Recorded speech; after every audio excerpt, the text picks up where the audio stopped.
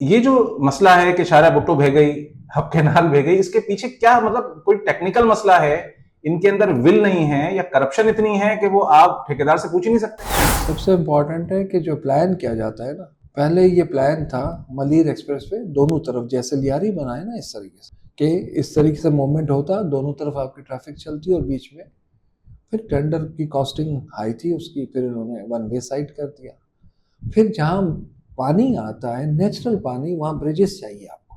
आप ब्रिज नहीं देंगे तो पानी तो ले ही जाएगा, रोड क्या सबको ले जाएगा। कॉम्पिटेंसी वाली नहीं बातें है। नहीं है। अगर हो तो ये कैसे हो सकता है? प्लानर आप पैसे कंसल्टेंसी पे नहीं खर्च करते। दुनिया भर में इंटरनेशनल पहले तो कंसल्टेंट होते हैं ना, वो पूरा स्टडी करते हैं हर चीज़ की।